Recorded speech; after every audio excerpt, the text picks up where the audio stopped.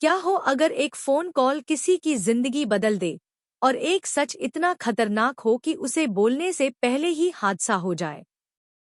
क्या अनु अपने आर्य सर को बचा पाएगी या फिर ये कहानी यहीं खत्म हो जाएगी। सीरियल तुमसे तुम तक में कहानी अब उस मोड़ पर पहुंच चुकी है जहां हर पल कुछ ऐसा हो रहा है जो दिल की धड़कनें तेज कर देता है और दर्शकों को स्क्रीन से नजर हटाने नहीं देता। कहानी की शुरुआत होती है एक बेहद बेचैन करने वाले माहौल से जहां अनु अपने घर से निकलती है। उसके चेहरे पर हल्की सी घबराहट है लेकिन साथ ही एक उम्मीद भी है कि शायद आज कुछ ऐसा होने वाला है जो उसके सारे सवालों के जवाब दे देगा। वह जल्दी जल्दी कदम बढ़ाते हुए झंडे वाली माता के मंदिर की तरफ जा रही होती है क्योंकि उसके मन में एक अजीब सा खिंचाव है, जैसे कोई उसे वहां बुला रहा हो और उसे लगता है कि शायद वहीं उसे अपने सवालों का जवाब मिलेगा। लेकिन उसे क्या पता कि आज का दिन उसकी जिंदगी का सबसे बड़ा मोड़ बनने वाला है। दूसरी तरफ आर्य भी अपने घर से निकल चुका होता है। उसके चेहरे पर तनाव साफ दिखाई दे रहा होता है, जैसे वह किसी बहुत बड़े राज को छुपाए हुए हो और अब वह और ज्यादा उसे अपने अंदर नहीं रख पा रहा हो। वह बार बार अपने फोन को देखता है जैसे किसी खास इंसान का इंतजार कर रहा हो और वह खास इंसान कोई और नहीं बल्कि अनु ही होती है। जैसे ही वह गाड़ी चलाते हुए आगे बढ़ता है उसकी नज़र सड़क के किनारे खड़ी अनु पर पड़ती है, लेकिन इससे पहले कि वह कुछ समझ पाता उसका फोन बज उठता है और स्क्रीन पर अनु का नाम देखकर उसके चेहरे पर थोड़ी सी राहत आती है। वह तुरंत कॉल उठाता है और जल्दी जल्दी बोलता है, अनु तुम कहाँ हो, मुझे तुमसे बहुत जरूरी बात करनी है। उसकी आवाज में घबराहट साफ झलक रही होती है। अनु थोड़ा चौंक जाती है क्योंकि उसने आर्य को इस तरह पहले कभी नहीं सुना होता। वह जवाब देती है, मैं तो यही मोहल्ले में हूँ, क्या हुआ, सब ठीक तो है। लेकिन आर्य की बेचैनी बढ़ती ही जा रही होती है। वह कहता है, नहीं अनु, मुझे तुमसे अभी के अभी मिलना है, मुझे तुम्हें कुछ बहुत जरूरी बताना है, ऐसा कुछ जो शायद सब कुछ बदल दे। अनु का दिल जोर जोर से धड़कने लगता है। वह सोच में पड़ जाती है कि आखिर ऐसी क्या बात हो सकती है जो आर्य सर इतने परेशान हैं। वह पूछती है, सर क्या बात है, आप अभी बता दीजिए। लेकिन तभी अचानक एक तेज आवाज गूंजती है और सब कुछ बदल जाता है। आर्य की गाड़ी का भयानक एक्सीडेंट हो जाता है, फोन हाथ से छूट जाता है और कॉल कट जाती है। अनु के कानों में बस वही आखिरी शब्द गूंजते रह जाते हैं, मुझे तुम्हें राजीव भाटिया के बारे में कुछ बताना है। जैसे ही यह नाम उसके कानों में पड़ता है उसके पैरों तले जमीन खिसक जाती है, उसका दिमाग सुन्न पड़ जाता है। वह बार बार फोन मिलाने की कोशिश करती है लेकिन कॉल नहीं लगती। उसका दिल घबराहट से भर जाता है, उसकी आंखों में आंसू आ जाते हैं और वह समझ नहीं पाती कि आखिर अभी क्या हुआ। उसने जल्दी जल्दी इधर उधर देखा जैसे कहीं से कोई जवाब मिल जाए, लेकिन सब कुछ शांत था, जैसे कुछ हुआ ही न हो। लेकिन अनु के अंदर तूफान चल रहा होता है। वह तुरंत झंडे को कॉल करती है क्योंकि उसे लगता है कि शायद उसे कुछ पता हो, लेकिन झंडे का फोन भी नहीं लगता क्योंकि वह खुद किसी मुसीबत में फंसा हुआ होता है। अब अनु पूरी तरह अकेली पड़ जाती है, लेकिन वह हार मानने वालों में से नहीं है। उसके मन में सिर्फ एक ही बात चल रही होती है कि उसे किसी भी हालत में आर्य सर तक पहुंचना है, चाहे कुछ भी हो जाए। वह तुरंत अपने फोन की मदद से लोकेशन ट्रैक करने की कोशिश करती है। उसके हाथ कांप रहे होते हैं लेकिन उसकी हिम्मत अभी भी मजबूत होती है। आखिरकार उसे लोकेशन मिल जाती है और वह बिना एक पल गंवाए उस दिशा में दौड़ पड़ती है। रास्ते में उसके मन में हजारों सवाल उठते हैं, क्या आर्य सर ठीक होंगे, क्या उन्हें ज्यादा चोट तो नहीं आई, क्या वह समय पर पहुंच पाएगी, और सबसे बड़ा सवाल आखिर राजीव भाटिया कौन है और क्यों आर्य सर उसके बारे में इतना जरूरी बताना चाहते थे। इन सवालों का बोझ उसके दिल पर भारी पड़ रहा होता है लेकिन वह रुकती नहीं है वह बस दौड़ती जाती है जैसे उसकी पूरी दुनिया उसी एक जगह पर टिकी हो। जब वह आखिरकार उस लोकेशन पर पहुंचती है तो वहां का मंजर देखकर उसकी आंखें फटी रह जाती हैं। सड़क पर भीड़ जमा होती है और बीच में आर्य की गाड़ी बुरी तरह से टकराई हुई होती है। चारों तरफ अफरा तफरी मची होती है। अनु का दिल जोर से धड़कता है और वह भीड़ को चीरते हुए आगे बढ़ती है। जैसे ही वह आर्य को उस हालत में देखती है उसकी आंखों से आंसू बहने लगते हैं। वह पूरी तरह टूट जाती है, लेकिन खुद को संभालते हुए वह तुरंत उनकी मदद करने की कोशिश करती है। उसका दिल कह रहा होता है कि उसे मजबूत बनना होगा, क्योंकि इस वक्त आर्य सर को उसकी सबसे ज्यादा जरूरत है। और यहीं से कहानी लेती है एक नया और खतरनाक मोड़, जहां एक तरफ सच सामने आने वाला है और दूसरी तरफ उस सच तक पहुंचने का रास्ता और भी मुश्किल होता जा रहा है। और अब सवाल यह उठता है कि क्या अनु इस सच तक पहुंच पाएगी या फिर यह हादसा सब कुछ हमेशा के लिए बदल देगा। अगर आप भी जानना चाहते हैं आगे क्या होगा, तो अभी इस कहानी को दिल से महसूस करें और जुड़े रहें, क्योंकि आगे आने वाला हर पल आपको हिलाकर रख देगा।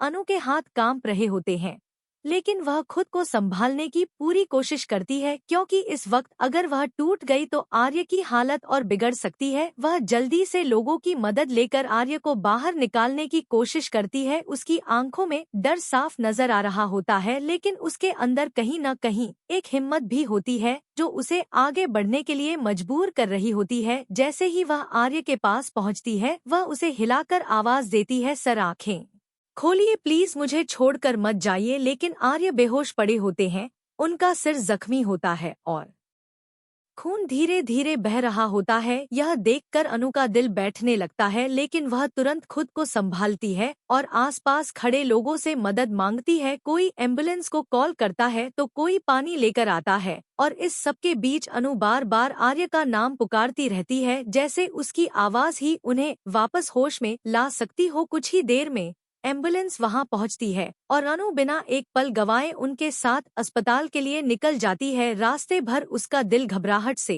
भरा रहता है। वह बार बार भगवान से प्रार्थना करती है कि बस आर्य ठीक हो जाए। उसे इस बात का बिल्कुल अंदाजा नहीं होता कि यह हादसा सिर्फ एक दुर्घटना नहीं, बल्कि एक बड़ी साजिश की शुरुआत भी हो सकता है। अस्पताल पहुंचते ही डॉक्टर तुरंत आर्य को अंदर ले जाते हैं और अनु बाहर खड़ी रह जाती है। उसकी आंखों में आंसू होते हैं और दिल में हजारों डर। वह खुद को दोष देने लगती है कि काश उसने उन्हें रोका होता, काश उसने पहले ही उनसे मिल लिया होता तो शायद यह सब नहीं होता। लेकिन अब जो हो चुका है उसे बदला नहीं जा सकता। तभी उसके दिमाग में अचानक वही नाम गूंजता है, राजीव भाटिया। यह नाम जैसे अब उसके दिल और दिमाग दोनों पर छा चुका होता है। वह सोचने लगती है, आखिर यह कौन है और क्यों आर्य सर इसके बारे में इतना जरूरी बताना चाहते थे। क्या इस हादसे का उस नाम से कोई कनेक्शन है? क्या यह सिर्फ एक एक्सीडेंट नहीं बल्कि प्लान किया गया हमला था? इन सवालों का जवाब ढूंढना अब उसके लिए और भी जरूरी हो गया होता है। तभी डॉक्टर बाहर आते हैं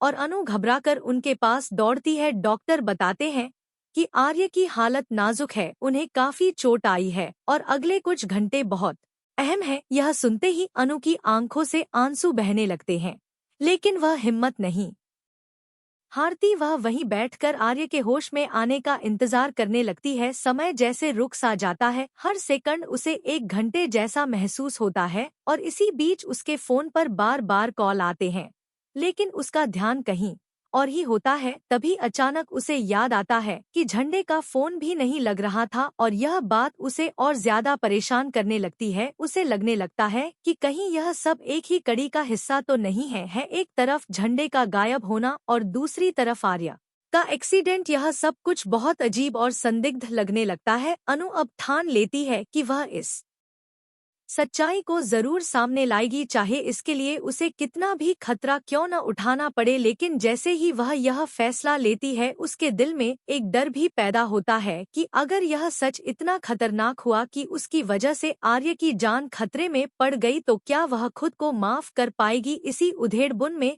वक्त गुजरता रहता है और अचानक आईसीयू के अंदर हलचल होती है। डॉक्टर फिर से अंदर भागते हैं और अनु का दिल जैसे मुंह को आ जाता है। वह दरवाजे के बाहर खड़ी होकर बस यही प्रार्थना करती है कि सब ठीक हो जाए। कुछ देर बाद डॉक्टर बाहर आते हैं और बताते हैं कि आर्य अब खतरे से बाहर है, लेकिन अभी उन्हें होश नहीं आया है। यह सुनकर अनु थोड़ी राहत की सांस लेती है, लेकिन उसकी चिंता अभी भी खत्म नहीं होती। वह धीरे धीरे आईसीयू के अंदर जाती है और आर्य को उस हालत में देखकर फिर से इमोशनल हो जाती है। वह उनके पास बैठकर उनका हाथ पकड़ती है और कहती है, सर आप जल्दी ठीक हो जाइए, आपको अभी बहुत कुछ बताना है, मुझे सच जानना है। लेकिन तभी उसके दिमाग में एक ख्याल आता है कि अगर सच इतना खतरनाक है कि उसे जानने से ही लोगों की जान खतरे में पड़ रही है, तो क्या उसे यह सब जानना चाहिए? क्या उसे पीछे हट जाना चाहिए और अपने और आर्य के लिए सुरक्षित रहना चाहिए? यही सोचते हुए वह अंदर ही अंदर टूटने लगती है, लेकिन उसके दिल का एक हिस्सा अभी भी उसे आगे बढ़ने के लिए कहता है। और इसी कशमकश में कहानी और भी दिलचस्प होती चली जाती है। अब सवाल यह है कि क्या अनु सच जानने के लिए अपने डर पर काबू पा पाएगी या फिर यह डर उसे हमेशा के लिए रोक देगा? और अगर आप भी जानना चाहते हैं कि आगे क्या होने वाला है, तो अभी इस कहानी के साथ जुड़े रहें और कमेंट करके जरूर बताएं कि आपके हिसाब से अनु को क्या करना चाहिए, सच के पीछे जाना चाहिए या फिर सब कुछ भूलकर अपनी जिंदगी बचानी चाहिए। आर्य अभी भी आईसीयू में बेहोश पड़े होते हैं और अनु उनके पास बैठी हुई उनके हाथ को मजबूती से थामे हुए होती है, जैसे अगर उसने छोड़ दिया तो सब खत्म हो जाएगा। उसका दिल बहुत भारी होता है, लेकिन अब उसके अंदर डर से ज्यादा एक सवाल चल रहा होता है और वह सवाल है, राजीव भाटिया। आखिर यह नाम क्यों इतना खतरनाक बनता जा रहा है और क्यों हर बात उसी के इर्द गिर्द घूम रही है? अनु की आंखें बार बार आर्य की तरफ देख रही होती हैं, जैसे उसे उम्मीद हो कि वह अचानक आंखें खोलकर सब सच बता देंगे, लेकिन ऐसा नहीं होता। बाहर अस्पताल की खामोशी उसके अंदर चल रहे तूफान को और बढ़ा देती है। तभी अचानक उसे याद आता है कि आर्य ने फोन पर कहा था, मुझे तुमसे बहुत जरूरी बात करनी है, और फिर वह हादसा हो गया। अब यह बात उसे और ज्यादा परेशान करने लगती है कि अगर वह सच बोल पाते तो शायद यह सब कुछ पहले ही रुक सकता था, या शायद यह सब किसी ने जानबूझकर होने दिया है। यह सोचते ही उसके शरीर में सिहरन दौड़ जाती है। उसे अब यह साधारण एक्सीडेंट नहीं लग रहा होता, बल्कि एक बहुत बड़ी साजिश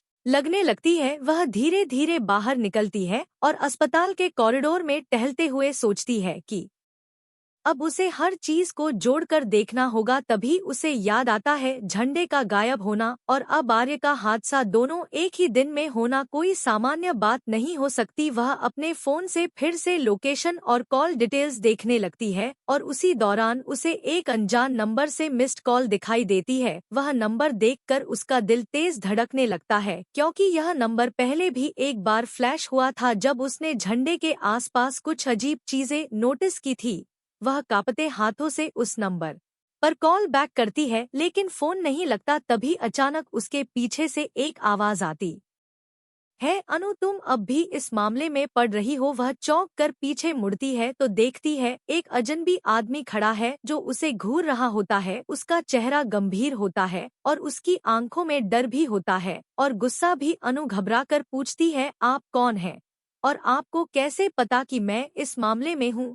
वह आदमी धीरे से कहता है, तुम जितना जान चुकी हो उतना ही काफी है, अब पीछे हट जाओ वरना तुम्हारे लिए भी वही होगा जो आर्य के साथ हुआ। यह सुनकर अनु के पैरों तले जमीन खिसक जाती है, उसका गला सूख जाता है, लेकिन वह हिम्मत दिखाते हुए पूछती है, आपका या कहना चाहते हैं आर्य को किसने चोट पहुंचाई है? क्या यह एक्सीडेंट नहीं था? लेकिन वह आदमी कुछ नहीं कहता और बस इतना कहता है, कुछ राज ऐसे होते हैं जो जान लिए जाएं तो जान लेने लगते हैं, और फिर वह वहां से चला जाता है। अनु वहीं खड़ी रह जाती है, उसके दिमाग में हजारों सवाल घूम रहे होते हैं।